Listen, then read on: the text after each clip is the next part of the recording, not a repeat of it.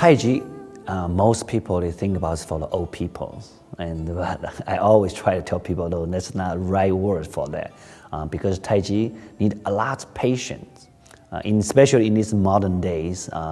We all surrounded by something fast. You want a car fast, you want your internet fast, you want your mind working fast, try to catch something. But Tai Chi need to be patient to rethinking behind the meetings. So just like you go to gym, you go push-ups 10 times, 100 times, you feeling your muscle pump and you sweating, you feel the result right away. Tai Chi is totally different than what we usually thinking about. We cannot get a result right away. So it takes a long time. So that's why for the young kids or even young adult, it's very difficult to fall in love with it. Need to be lots of patience, lots of memorize, lots of flowing. And that is just the beginning. Tai Chi has 3 levels we call Jin, Qi, Shen. Jin physically, Qi energy, Shen spirit. I have a lot of students when they come in, they always think about, I want this part of it. A lot of people jumping to spirit right away. Everything can be, jumping like go to school, like this is a first grade student say, I want to go to college. I always say no right away because you have to take it step by step and go to that directions. And for the little kid, they always want to have fun. They always just, fun first beside anything else. So that's why the Tai Chi need to be calm, settle down, and thinking and flowing and slow movements. So that's completely opposite of what we want to go quick, faster. So that's why it's very difficult for young kids. For adult, for the senior, that's why that people say Tai Chi for old people, because senior they got more patience. And but I believe, and also we do have a lot of students, 8 years old, 9 years old, training and training Tai Chi, and they're doing great. It's about how we guiding them and how we leading them, and then they were understanding.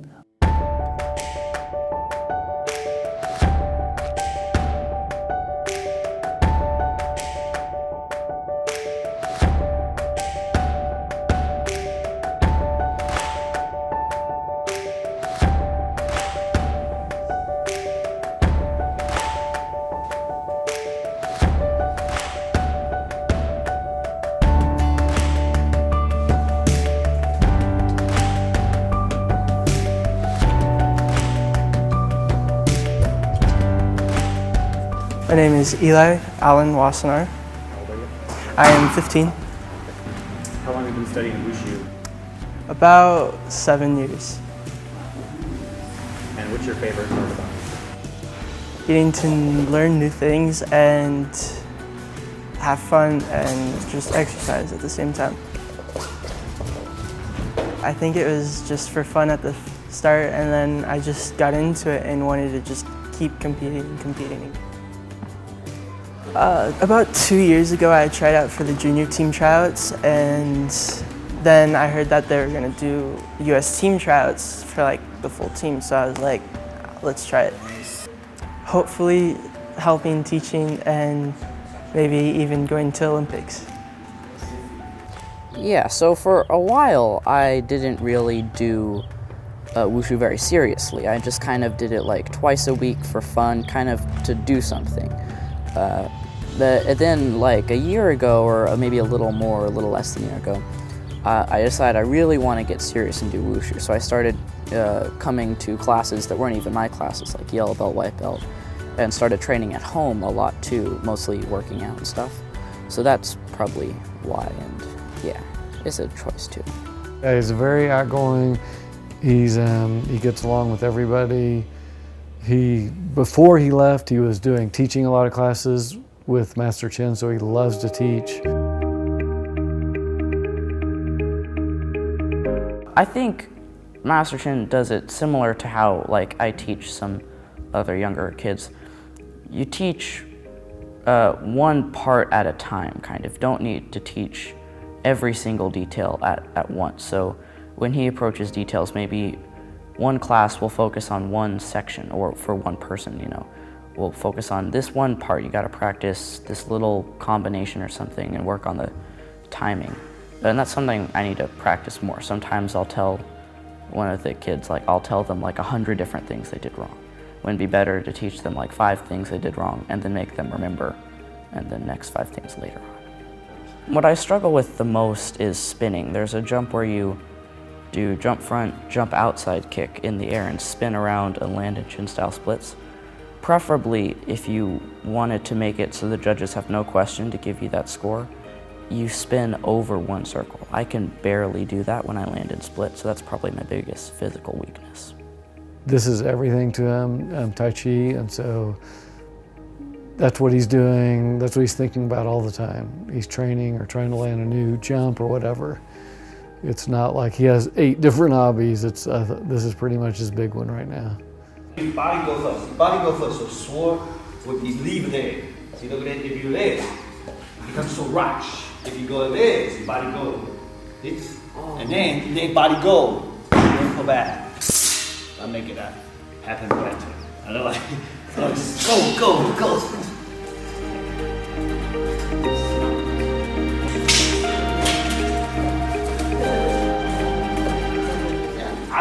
Master Chen is probably the best teacher I've ever had. He's very fun. When he needs to, he will be really strict, and everything that you're bad at or like good at, he still wants to like make sure you're perfectly down on it or able to remember how to do it perfect. You punch too low. And you're gonna do like this. Make sure go a little further so you can see in front. He is probably the coolest person I know. His life story is very inspiring. He came to America not knowing really anything. And he trained Wushu his whole life in China, and then he came here.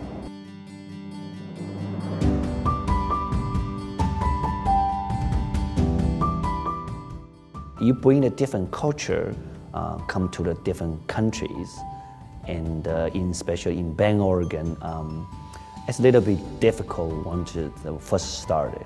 I remember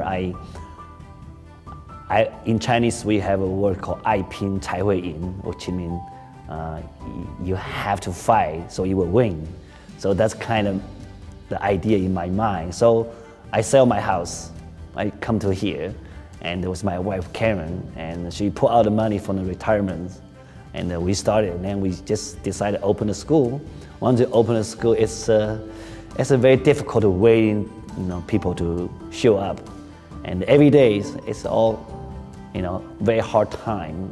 But once we have a student, I remember we doing one advertising and just standing by the outside tower in the downtown Bend. And they have just perfect timing. They have one Saudi monk, the show, come to Bend, and we were just passing the flyer outside the door. And the great thing is so many people, they even say thank you to me because I'm doing like a monk. So they say, good job. They talk to me, like, oh, you did a good job.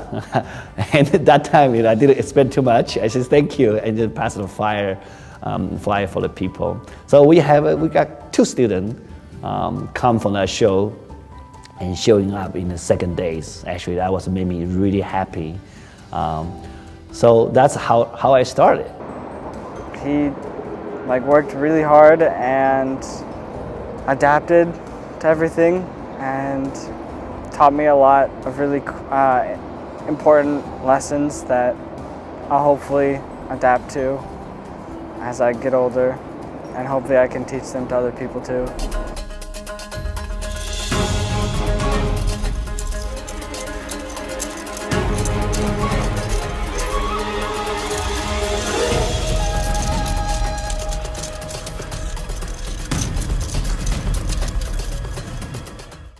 So Master Chen has, I think, adapted to American culture in the sense that he wants to be able to teach students and to be able to share his passion and share his knowledge of martial art and the culture of China, but recognizes that Americans just have a different approach to pursuing things. And so he's tried to adapt it and make it accessible to Americans, which I applaud because I think that's why he has such a great school and he has such a great reputation. I think he gets, you know, students, you know, not only that, you know, maybe excel physically, but people who are genuinely interested in the art form and the culture behind it. Good job.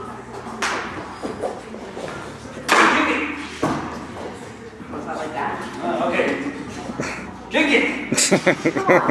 Hey. Yes. That's right. That's how you gotta feel like heavy. Yes. And drink it.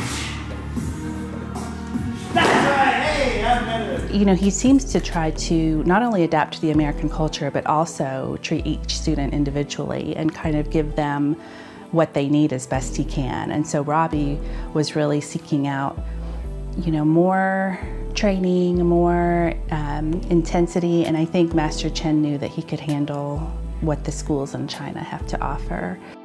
Robbie gonna go with me, go to China, and he gonna stay there for the 3 months total, which means this is the first time he gonna be left his parents for a long time, and 3 months for the 14 years old kid to take adventure by himself and go to China to do it, and to train in Chinese martial art, doing the Tai Chi, and learning the Chinese philosophy, calligraphy, painting, Chinese cultures. I think that's very exciting, even myself too.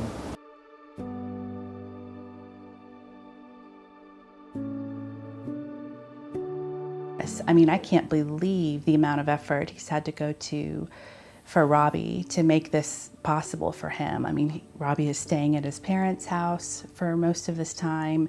Master Chen's had to, you know, reach out to old friends and teachers and teammates and ask for their help in hosting Robbie. He's had to make arrangements for him to have, you know, a Chinese tutor.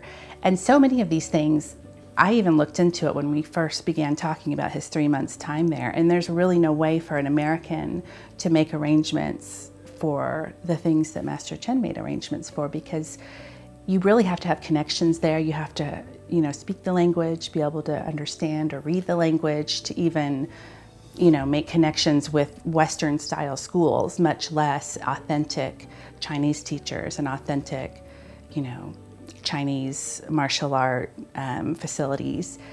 Because he's a, you know, kind of gentle and a focused kid, and I was asking, you can try the Tai Chi, and then he said, okay, I will try it, and then he tried it, and then I just gave him some little bit instructions and let him learn something new, and then he always just grab it and then do it in his own way and focus. Just like circle, Tai Chi is a circle. It doesn't matter how many years you're training it. Just like we practice a circle.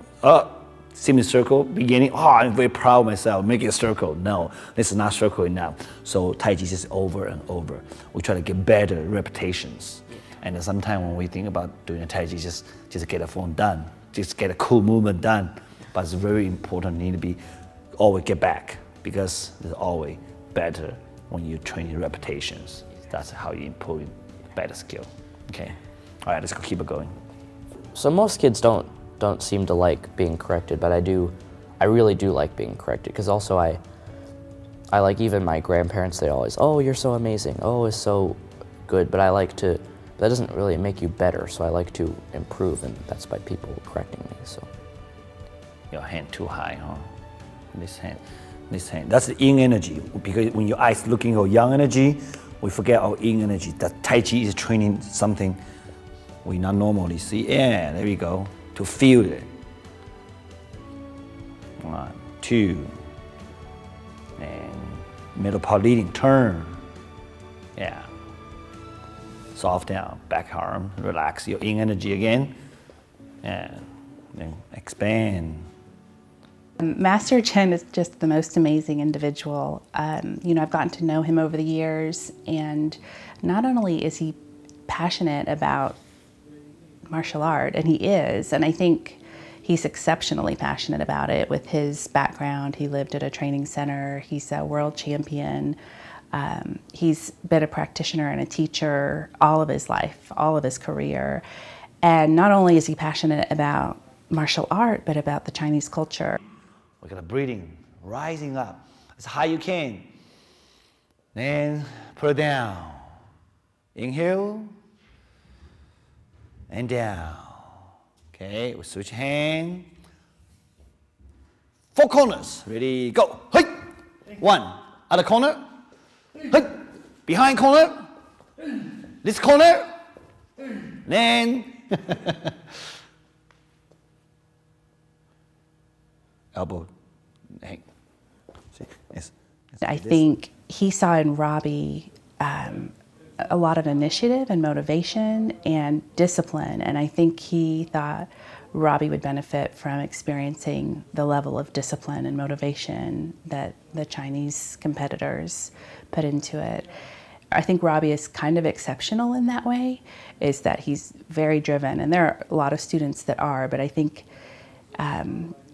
it's been something that's meant a lot to him, and Master Chen, I think, has recognized that. And I think Master Chen has told me himself that he sees himself in Robbie to some extent, like his level of passion about it. Ladies and gentlemen, we are a poor and struggling band of players. Please show your appreciation and give generously at the end of the performance.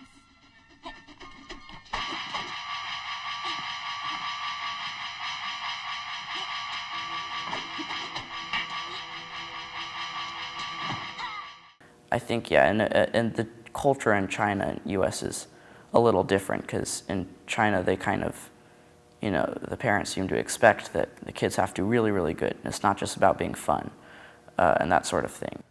We have, this is like vitamins, water filter, another water filter, extra filter parts. I don't know what that is. These are for like the smog. These are anti-back wipes. These trophies, these are actually, it's funny, they look very impressive, but this is 3rd place out of 3 people. But they gave me a trophy anyway, so I have 2 of these. So there's a lot of different ones. So these ones are from, what's it called? The Berkeley CMAT. Yep, these are from Tiger Claw. This is from Seattle, I'm pretty sure.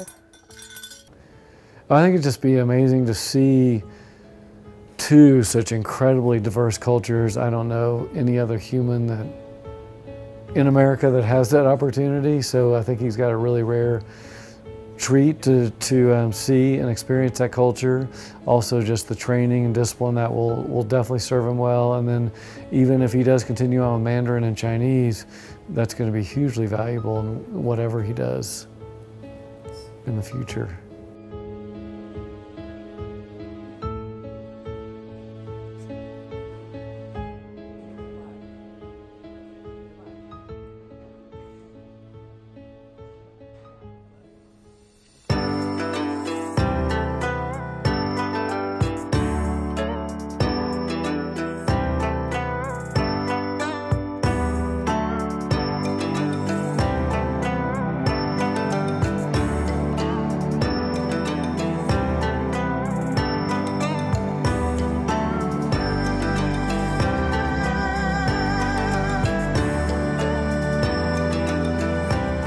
Yeah, one of the challenges definitely was like communicating, and they don't, especially Aya does not like love questions like, what time we're going to Wushu, or should we go to Wushu at this time, or something like that. He'll kind of look annoyed at me and then like yell something back, and I'm like,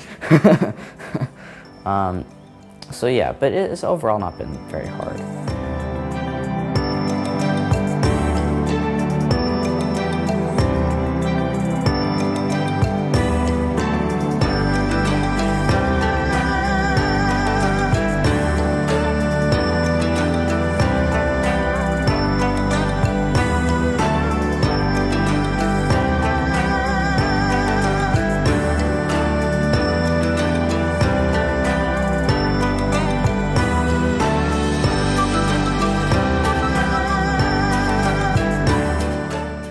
biking at the normal way they bike in China versus biking with Yaya are two different levels. It probably took me a month to be able to keep up with Yaya, but like a week or 2 weeks to get used to how they bike, because Yaya is extra crazy.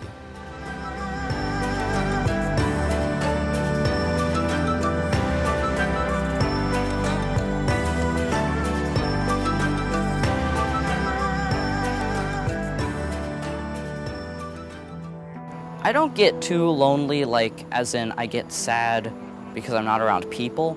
I do sometimes, though, get, like, my brain gets kind of rowdy. Like, I'm constantly thinking of things, you know, and like, ooh, this is cool, and I want to tell somebody, but I can't tell anybody about it, so, or I want to have a conversation with somebody. So that is kind of sad, but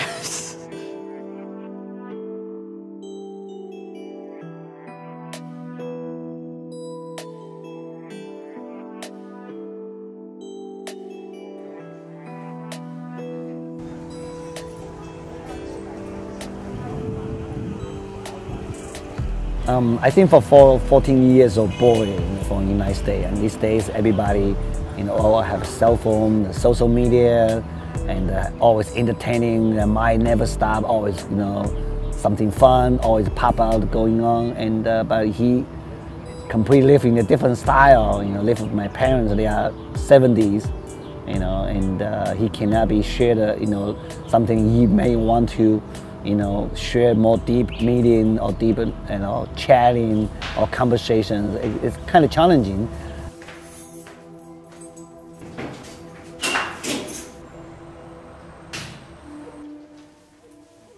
最困难的主要是语言障碍。这个语言，因为我的英语毕竟只有1-2句而已。那再深一点，日常生活当中总是难免要说这说那，所以来讲，要让他听懂，那就必须来讲用自己来表达是比较不完整，而且他会听不懂，所以只能来讲。 拼着手机那个语言翻译官来帮助我跟他交流交通。He's really nice. Yeah, it is. It kind of so at the beginning he's like, you know, with all the guests. The first day it's like, oh, ha ha ha ha, and then like after one day he's much more gruff and stuff, which I kind of like. I don't like to be coddled, so it was nice. He's nice because he did, even though he was gruff, he was very overprotective of me. Wouldn't let me go anywhere. You know, he's learned a lot, but it's you know, there's a steep learning curve learning Mandarin, and you know, he has to sort of rely on other people, maybe more than he would want to, given. You know, if there wasn't a language barrier, I think he would want to have some more independence. He has a lot of independence here in Bend in the US, and I think it's been humbling in a way to like have to rely on others for more help. And so I think that's one big thing.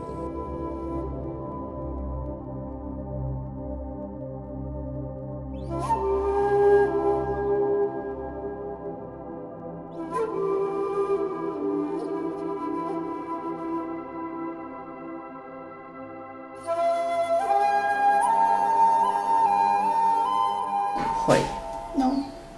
会 No. Second tone. 哦会对不起没关系 And catch your coat. 有 catch 感冒 感 not just cold catch a cold. In a lot of circumstances I can either use a translator app or the point I want to get across is very simple. But there are some instances where I'll be doing wushu by myself and people someone will try and talk to me on the street and they'll say something I can understand, but I won't really know how to answer the question.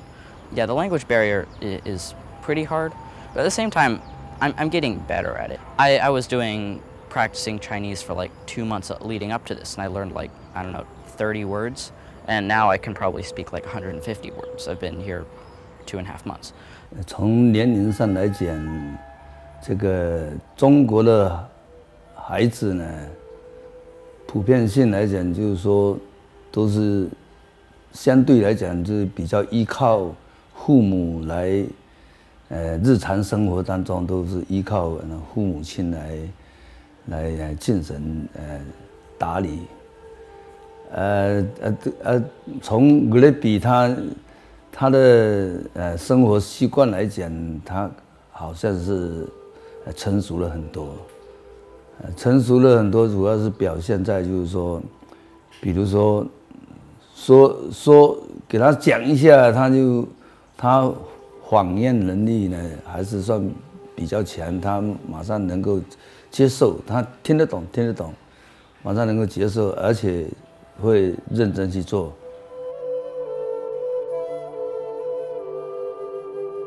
It's pretty fun. We don't normally we just say go, and then we don't talk until we get to Wushu after that.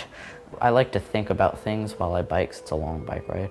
But before I would kind of think about things and then get distracted, and then he'd get way ahead, and then he'd look behind and go, and then wait for me. But now I can keep up really well, so we just go there and yeah. Yeah, it's kind of weird because I think Master Chin exposes them to so many different forms in Wushu, like he did Praying Mantis and different weapons. And then when he started Tai Chi, he just really liked it. And even though it's slow, there's a ton of difficult moves and jumping, spinning outside kick and things like that are very, very hard that he's still working on over in China. And I think that's why I wanted to go to China, to even see and learn with some of the best kids over there. Robbie 他那个从暑假过来哈，这个到现在差不多3个月，然后我觉得他，还是我不能说他进步很大啦，那可以说他还是有一些程度上的进步，特别是什么他的基本功，他这个3个月在这，我觉得我主要看他不是看他套路，他的那个太极套路其实不是主要的，我觉得还是我比较注重他的基本功啦，包括缠拳的基本功，还是一些最基础的太极拳基本功，包括难度的基本功的一些辅助练习，我比较着重的是看他这些。那这些一旦提高了，在他的这个专项上，在他的套路上，他就会有一定程度的进步，这样子。而且要表扬的是非常自觉，那小孩子非常刻苦，如果这边练完以后，到他回家了哈，还是会自己在那边琢磨。很刻苦的一个小孩子。This is extremely like a very unique and special opportunity. Probably very, very, very few martial arts schools you can have this opportunity for your students. So.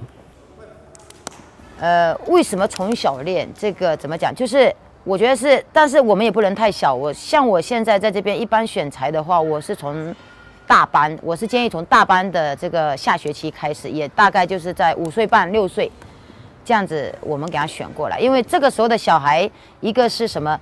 他的这个理解上，他有一定程度的理解能力，他可以接受。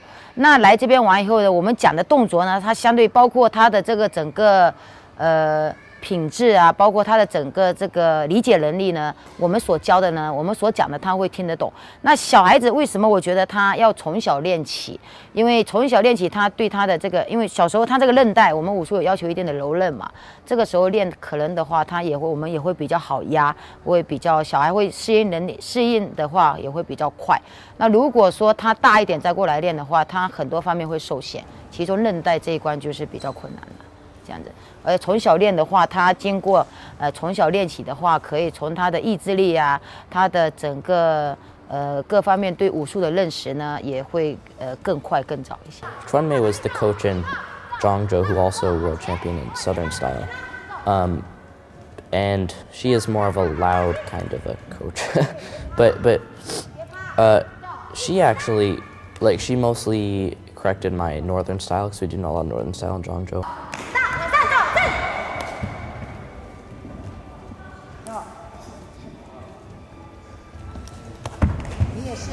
往前跑，往上多一点可以吗？正好身体要起来，手不能出地。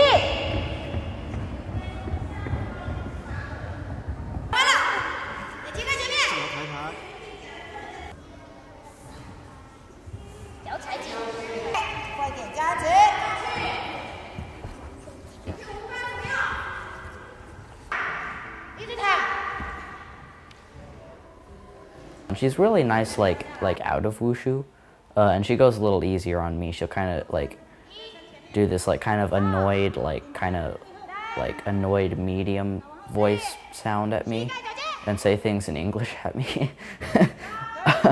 and it's always like, I always feel bad because I'll do something and she'll go,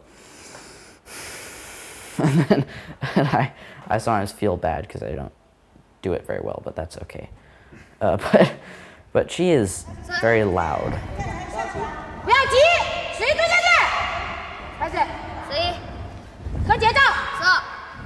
It's good, like when she looks at the kids, or if she like is looking at a kid intensely and then like yelling at them and telling them to do something, they'll much more likely do it correctly. Like sometimes this one girl can't do right landing tornado kick, and then she'll yell at her and look at her while she's doing it, and then she'll do it.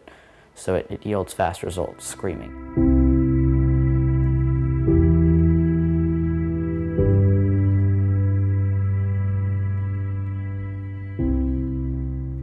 I was 3 years old, started training martial art with my dad. We were just by the side of the river, practice with some old gentlemen in the morning. I was starting more look into it, training more professional way. It's 1989. I was 11 into the Fujian province professional martial art wushu team. 当我陈建芬11岁离开你的时候，你有什么感觉？陈建峰呢，他11岁就离开我们，单独在省体工队武术队里面那边独自生活。对于我们一个独生子女来讲，离开我们身边，非常舍不得。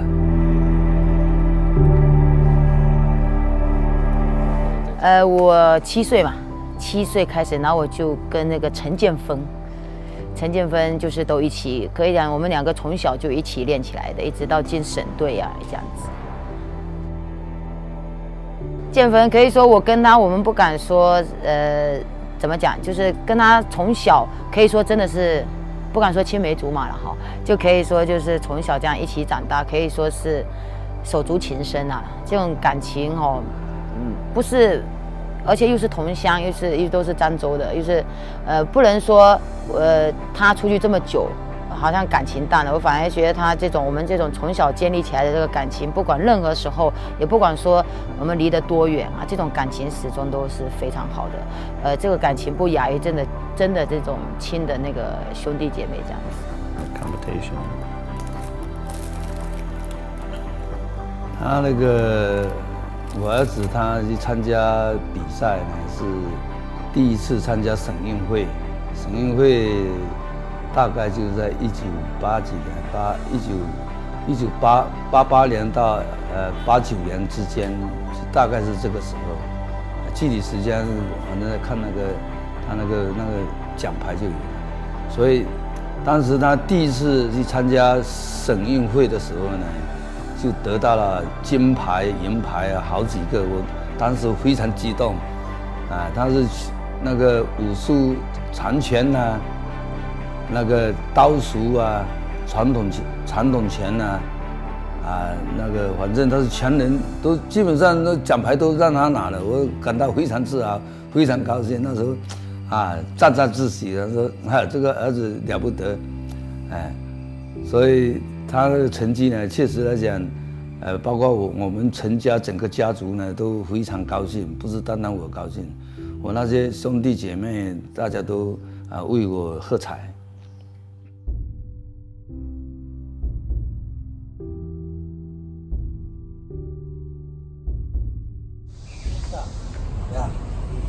都1、2、1、2。1, 2, 3, and you need a kick. 对呀，用腰，用腰，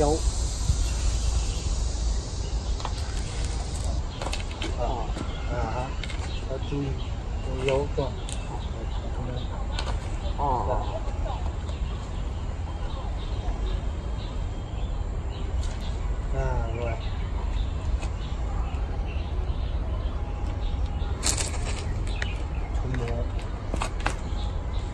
上面，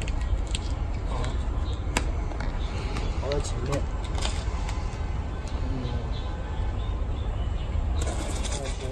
勾脚的，啊，就这样，啊，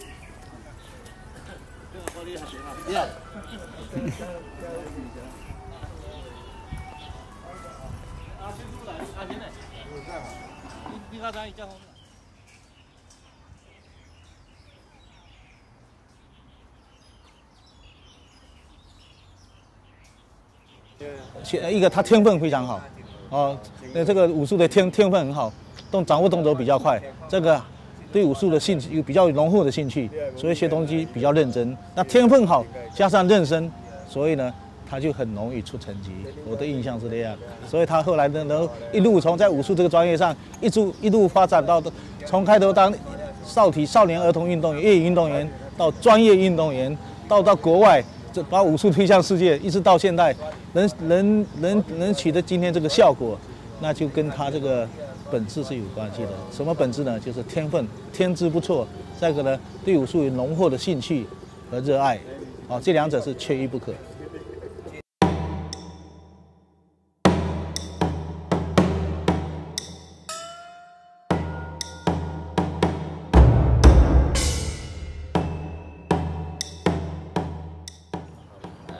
那就是武德就是说，因为中国武术是一个包含很多学科，跟很多学科交融的。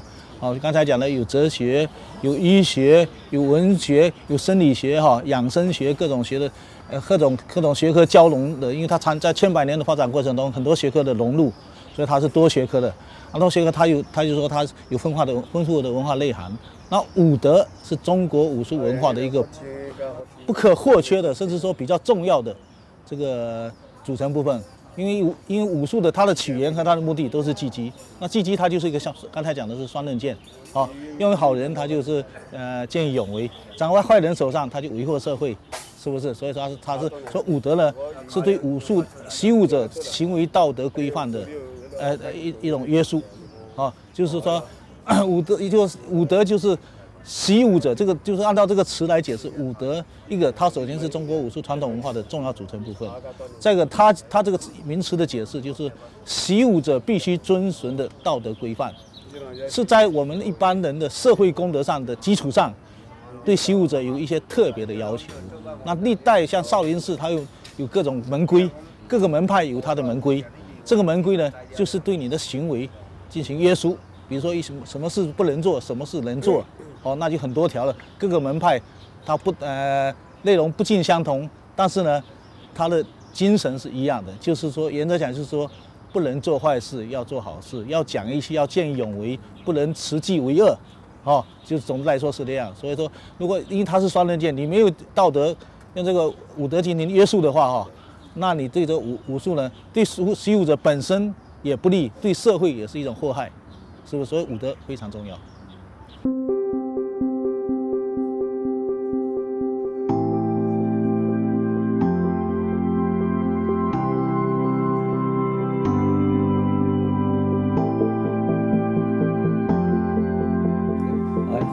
中国传统文化是博大精深嘛，然后它里面的画种也是很多种，汇集了古人到现代一直以来的，历代的这些艺术家的一直创新啊。然后呢，我选择的就比较喜欢就是中国传统宋元时期的这个国画，我是非常热爱，从小就喜欢的，所以呢，我就是专注研究这一个领域的这个美学。所以也就很刻苦的去学习，学的现在也转眼也是4年。it's not just like if you can paint the tree well, it's like you have to paint a tree well while also keeping the paintbrush straight and doing the right speed of strokes while keeping your back straight. It's kind of weird to get used to, but sometimes I like when someone's teaching me to teach me like all the little details and stuff, so even if sometimes they're unnecessary.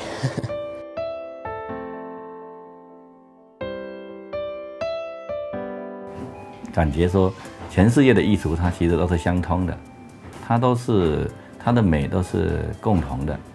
那我也很荣幸，就是能够把宋元这个美学，传播给这个 Lobby 啊，美国的这个 Lobby。那感觉他还是很有天赋的，就是觉得我是很希望说他能够继续的去热爱中国传统文化，去把它给学好，好认识好，然后 传播给更多的美国的朋友。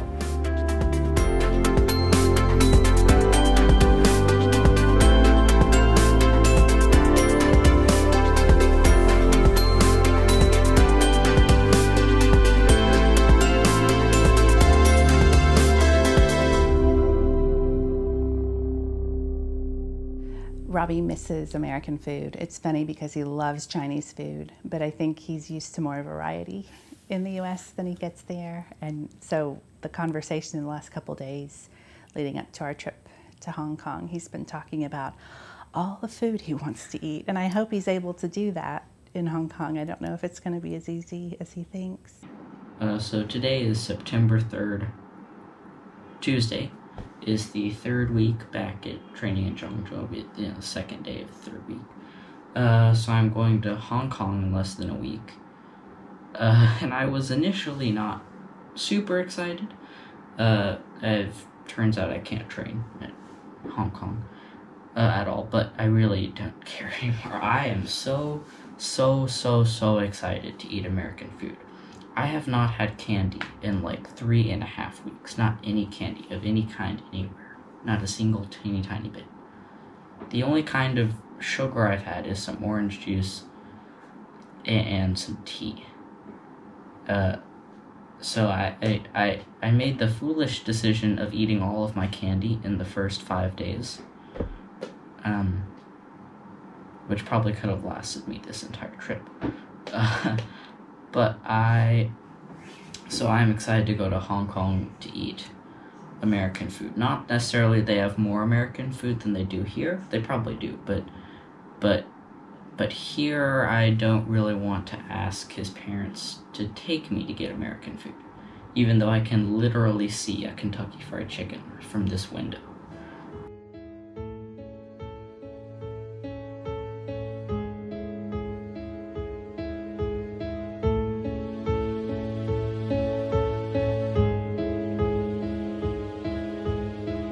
My medical problem started in November of 2016, and it started out as a severe case of vertigo.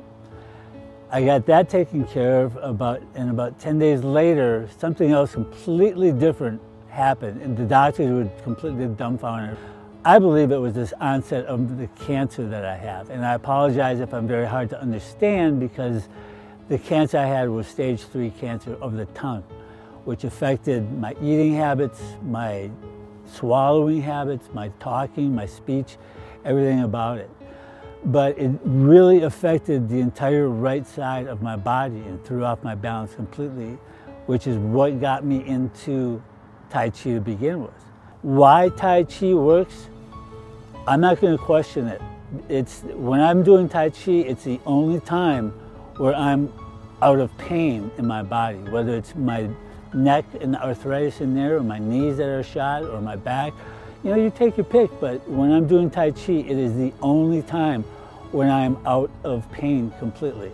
Fortunately for me, Master Chen lives in the same city as I do. He pushes you hard, but in a very gentle way. It's just amazing how much that man knows. A lot of people, they'll have the knowledge, but they're not a good teacher. He really lets you know that be mindful of your own body. If you can do it, great. If you can't, great. You're doing it for yourself. And that's a great thing about Tai Chi because you do it just for yourself. And you can go as far as you want and deep into the form as you want, or you can just do it to move. But there's more to Tai Chi than just moving very slow. And that's where the knowledge of it comes in with Master Chen, and he really takes you deep into it. Because it is a martial arts form. It's rooted in the martial arts form, but at the same time, it's a very slow, easy movement to just get your body moving, get your chi flowing throughout you, and that's what's important.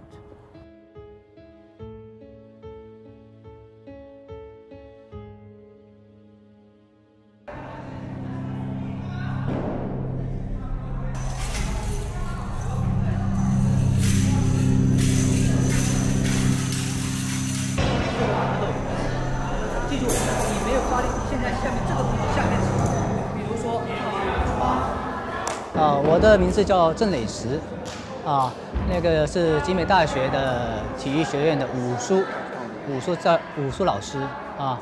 现在呢，在集美大学已经工作了10年了吧。我的主要的这个任务就是带我们的武术专项的运动员参加比赛、表演，各项的这种表演任务吧。这个就是我主要的一些教学的一些任务。曾经我在2005年吧拿了个全运会冠军同时同年也拿了世锦赛的男拳冠军因为这些拿完成绩之后也有一些这种优势，然后正好高校也需要我们这样的人才，所以说也借此机会来到这个集美大学来工作。这个武术对我来说，因为从小就接触到武术，一直到现在。这么多年了，武术可以等于是教会了我一种为人处事的方法，以及它的一种内涵比较多、比较多样，而且比较含蓄中庸的这种思想，它影响了我整个人的一种状态。这么多年来，一直在这样的影响着我。我也同时也是在这种思想在灌输在我们整个的课堂当中，以及传递给我们学生都是这种思维，就是一定要有这种中庸之道，一定要有这种平和这种心态，看待我们的事物，对待我们的事物，以及我们的接待我们的接触的人都是这样子。这样子，我觉得中国人应该是讲的比较。说白了就是要圆，做人要稍微圆一点。如果有棱角的话，就比较尖锐，比较容易刺伤别人或者是损害自己。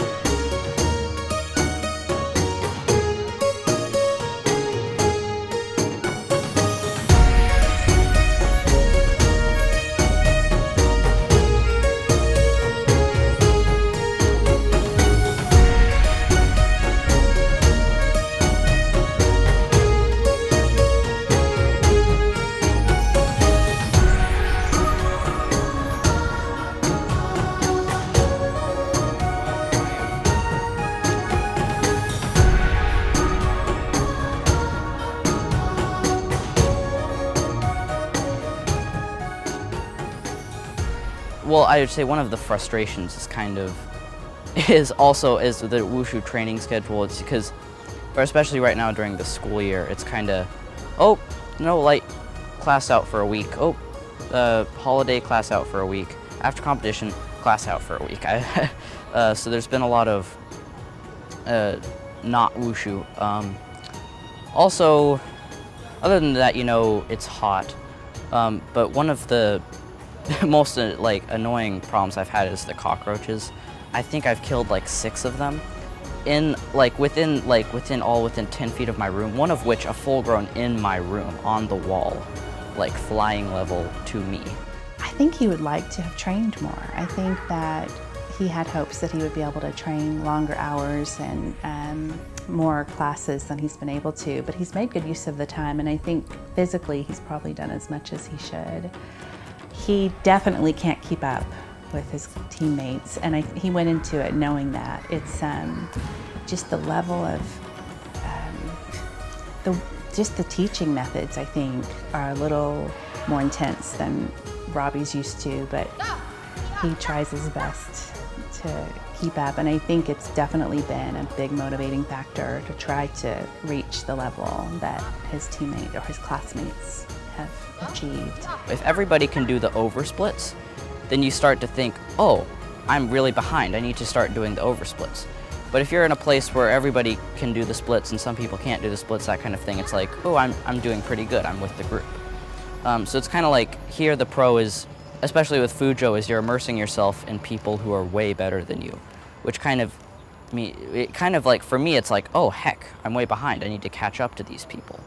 He does talk sometimes about the teaching method. You know, there's, unlike Master Chen, there's screaming by the coaches and sometimes yelling, and, you know, some of the kids are brought to tears. 坚持扫，坚持36，坚持扫7，扫了38，39，40，发2次走，走，还有一次走，还有一次走，还有一次走，还有一次走。 And Robbie's kind of like, oh my goodness, I hope that, you know, he tries really hard not to get in trouble to, you know, make the teachers or the coaches angry at him. But I think they give him a little bit of special treatment, given that he's a visitor and he's, you know, new to the culture and new to the methods that they use. But he's set goals for himself.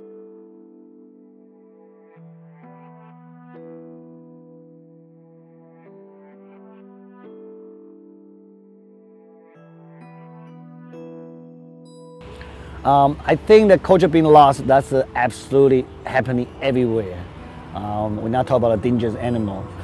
We're not talking about dangerous cultures. We're not talking about, I think a lot of old things, you know, it will kind of take it by revolutions. And but there's a whole bunch, a lot of people like same passion. We want more culture stay longer, and we want to let great things stay longer and continue helping us and carrying to generations.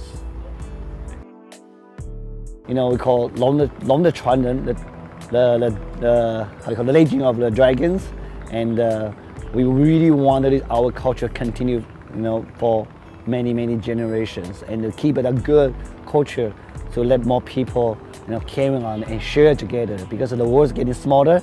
The internet, the technology make our world smaller, and hopefully we can use this traditional art and to bring us together and peaceful. And I think that happiness is what we, you know, all wish for.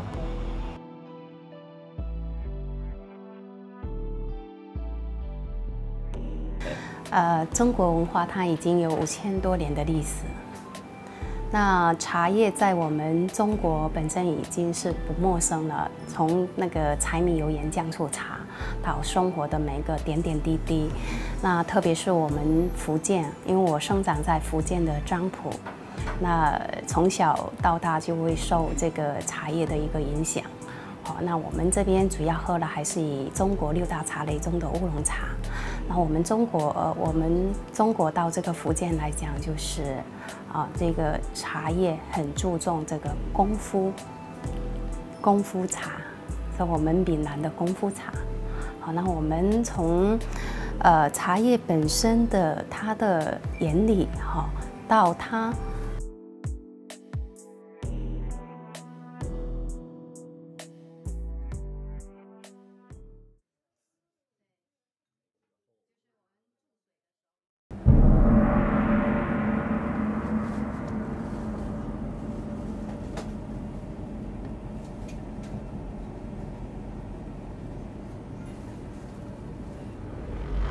洪大王阴谋得逞。啊！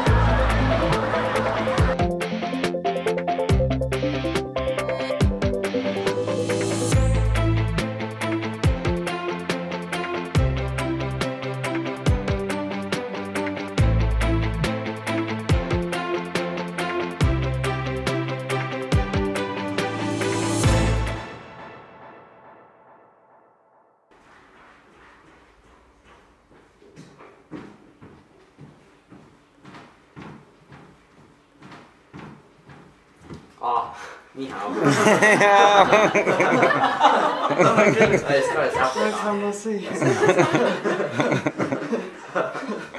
wasn't expecting this. That's a cool outfit. How's it going? Good. Nice. Did you get back from training?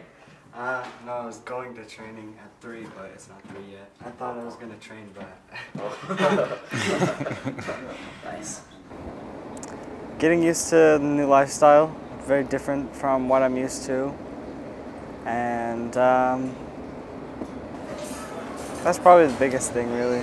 Just like showering, cleaning clothes, when to eat, and things like that, and my schedule. Because not all of China is like this, but there are schools like this in China and other places in the world that teach kids how not to be coddled and not to take things advantage of. And the closest thing America has to that is a military boot camp. So.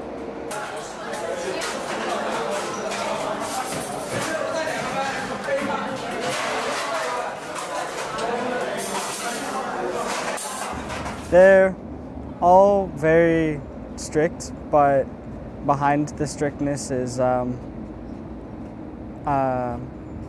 compassion towards the students, because they really want the students to get better. They don't want the students to have it easy, and they want to teach their students how to get through tough situations and things like that.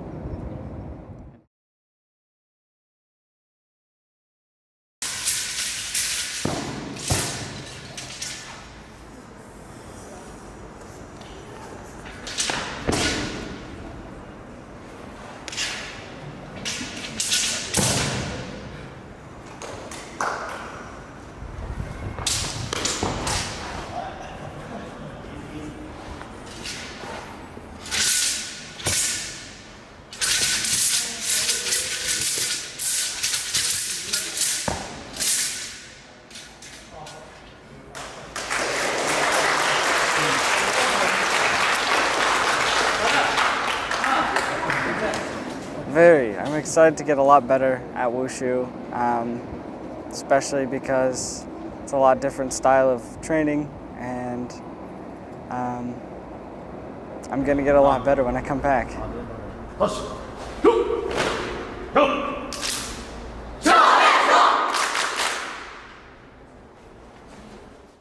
And tomorrow we're going to leave, and you're going to be here for the next, how long? Till April is my flight. It could get changed to longer, but the minimum amount of time is until April 3rd, so about 5, 6-ish months.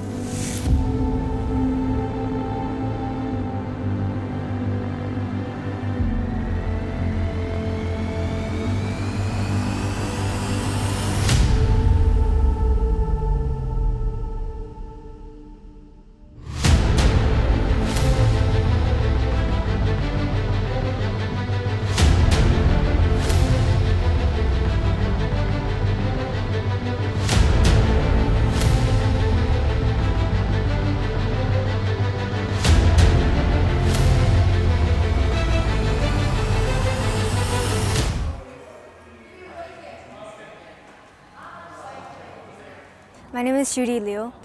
I've been doing Tai Chi for 5 years. When I first started Tai Chi, I think I was 10 years old, and my dad knew that Zhou Laoshi had a Chen-style Tai Chi class, so then he made me join. And then at the beginning, I was like, oh, Tai Chi is for old people. But then the way Zhou Laoshi taught it, there's a lot of there's discipline in it and the ways you can challenge yourself, and I just took those challenges, and then in the end, I like doing the challenges, and I like Tai Chi. My favorite part is The part right after you finish your non-do, because after you move and then you can peaceful down, and then usually if you want to like make the form easier for yourself, you'll do non-do and then you kind of like go easy, so then you get to feel like that high peak and then the low, so the balance is really nice to feel. I realized that after doing Tai Chi, there's a lot of the philosophy inside, so the dong and the jing, so the moving and then the quiet. You have to know that there's a balance in between everything, including your personality. So I'm not a very open or social person, and at school I'm kind of awkward.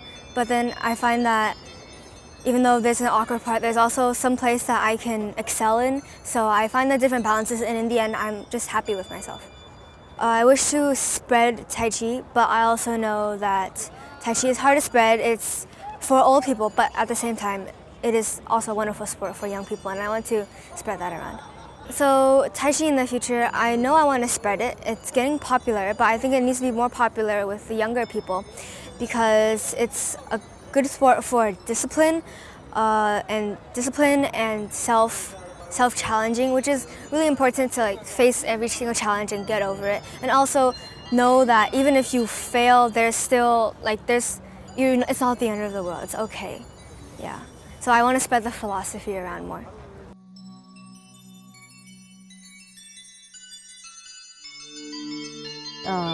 当然我觉得很重要啊，因为这是一个传播的其中一个途径嘛，让大家通过这样的就是在一起可以互相交流，可以互相学习嘛，会提高大家，其实都是大家有个共同的爱好。有，因为太极拳太博大精深了，就是练太极拳，他一开始只是想学太极拳，学到后面呢，你会发现太极拳，就是带给你的可能更深层的东西就不一样，可能太极拳讲的天时地利人和，可能还讲的是传统武术文化，然后还有我们讲最重要武德各方面，让你会学到很多东西。那应该在武术界以前有这句话：中国武术源于中国，属于世界。它应该这种宝贵的文化这个项目呢，应该属于全人类的，应该造福全人类。那近年来就是说，武术已经走出国门，越来越多的受到国际友人的喜爱和接收。那就是说，这点就足以说明这个武术它的这个项目是个很好，就是说它是很有内容的，对人体健康很有益的，而且从锻炼来说效果肯定是很好的。所以就说所以它因为它的好处越来越多的让大家认识到，所以它随着在中国各方面的开放，是文化也对外开放，所以它武术也让国外的友人更加的认识到它的好处，所以越来越多的外国人参加到中国武术的锻炼行列。那这个武术已经走向世界了，今后必然在世界上呢，人就说产生更大的影响，发挥更好的效果。